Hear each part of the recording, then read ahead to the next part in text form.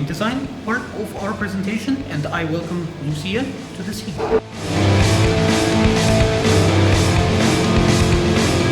Hello everyone, I'm Lucia, the main developer of this game, and I'm going to talk about what we have done so far.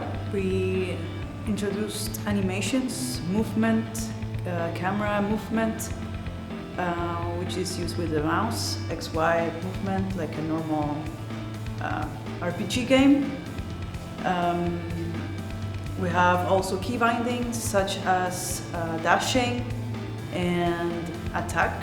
Attack is, well, how you defeat the boss. And well, for that I prepared a little video that we will show briefly.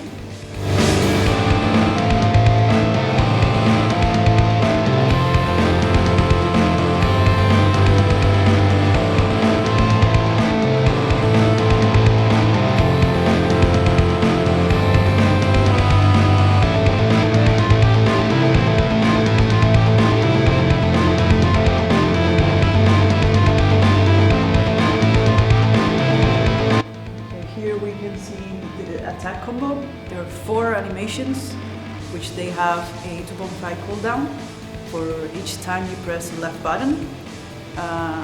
This will be implemented against the boss. If you fail to complete the combo, you regress to the first attack. Hit detection is when you detect the enemy and you basically destroy it. It's set to destroy actor, which will basically disappear when you kill it.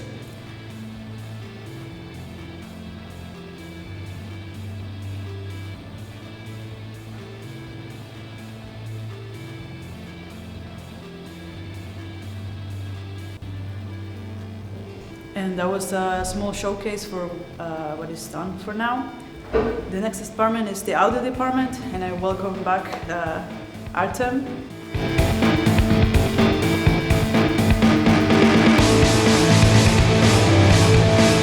Let's go.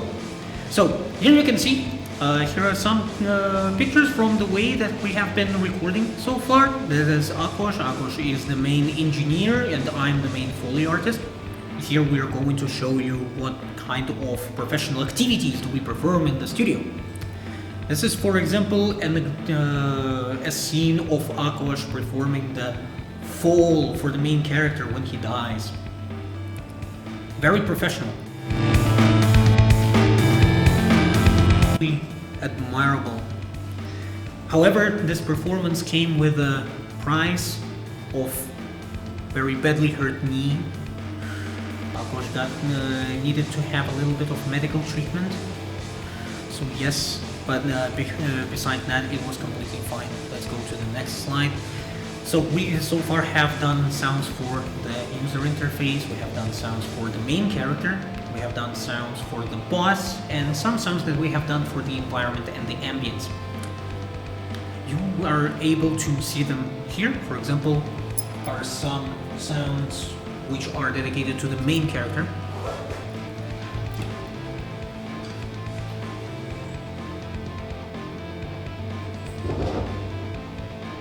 That is the full sound.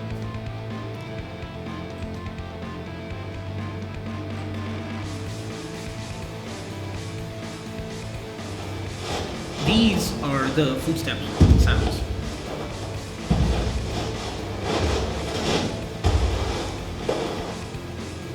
We'll be later cutting them in parts and like assigning them one to one, so it will sound a little bit more natural.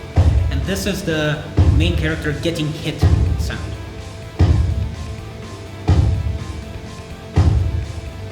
Next slide. Here are some of the boss's footsteps, one of the variants. We used chains and various metal cutlery and stuff like that in order to kind of emphasize how much of this metal tag he's wearing on himself.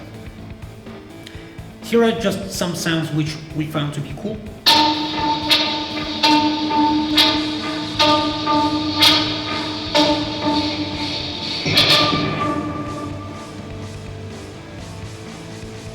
some more.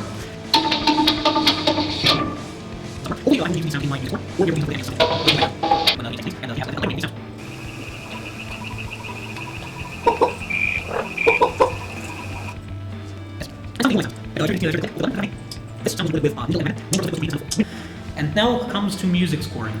Me being the main composer of the game, I am mostly focused on the main boss theme and the main theme of the game, so the one that you will probably hear in the main menu and the escape menu. I have created a list of references that I'm going to be using, and most of those references, like Hotline Miami, Carpenter Brut, and Perturbator, are mostly going to be into the main boss theme. It's going to be really aggressive, it's going to be really loud, it's going to be really active, it's going to be really drive-inducing.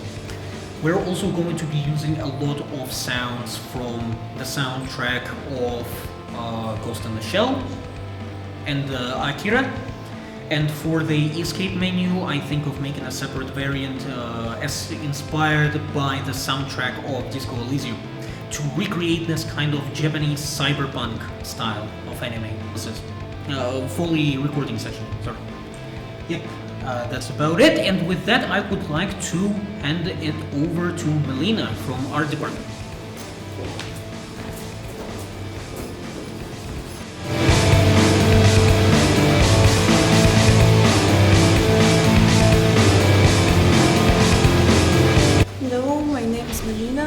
I'm from Game Art Department, responsible for character creation from scratch to the final game-ready asset. So pictures you might have seen before were made by me. Let me introduce you the characters I made. This time I was trying another approach of character creation instead of doing everything manually. In terms of saving some time, I was trying AI tools and finding a balance between like my own creativity and artificial intelligence creativity, and what can I do manually, what can I do technically. So these first concepts were made with Sora AI, and then I continued developing them on my own. The next slide. So the regular workflow of a 3D artist is to work with the characters from different views. So I created for each character front and back view with its equals. That's the main character, who is a villain. The next one is NPC. We decided her to be a counter-woman. She's recounting and recounting some cyberpunk leftovers, elements, and like the remnants of technology inspired by Japanese folklore. And the last one is Boss. He has like a Terminator mechanical ego from his head, and he's gonna shoot the main character with what? Laser from his head. Okay. Currently I already started working with the sculpting, and that's my favorite part. The main character high poly version is almost done. The most part of the work was done in Marvelous Designer, which I didn't really expect. And I can just continue customizing it in ZBrush. And by the way, the second character is also on its way. The kimono for the girl is done. And now my 3D colleague will continue. As Jose, he's responsible for asset creation, VFX, animation, like all other stuff.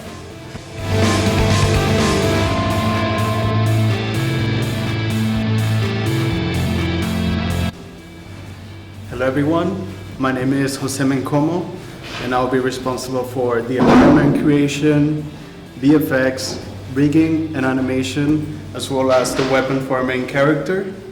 And so far what I've been able to work on with our art director has been to create the katana, which we created as a concept made out of a carbon fiber handle, a weaver rail, and we decided to make a Damascus pattern for the blade, using the colors of gasoline and water.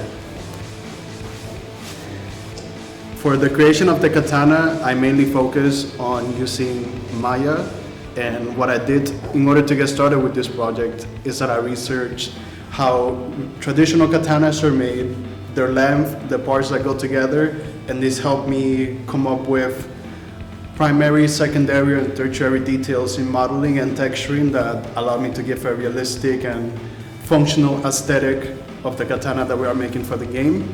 And here I'm presenting the handle, where my idea of how to make the handle work is that the katana is normally made with a tang, where the back of the katana is usually attached to the handle, and I decided to go with the method of riveting the bolts into the handle using this bolt with emissive light to give it a sci-fi type of aesthetic, to make it seem like it was done in a futuristic, using a futuristic method in order to achieve this aesthetic. And I also decided to give the katana some type of storytelling by adding some kanjis, which are Japanese characters. And in this case, I went with ongaku for the first one, which means music, and as well as enzoku, which means harmony. And the reason why I chose this is to show that the wielder of this weapon, even though our story of the game is that our character is a bad person, we are showing that from their own point of view, they are doing good and that they are good people, which is something that I thought about after reading the book, How to Make Friends and Influence People, in which in the first chapter they talk about how everyone who has done evil in the world always believes that they are doing good. Nobody does evil intentionally thinking to themselves or telling themselves that what they're doing is bad.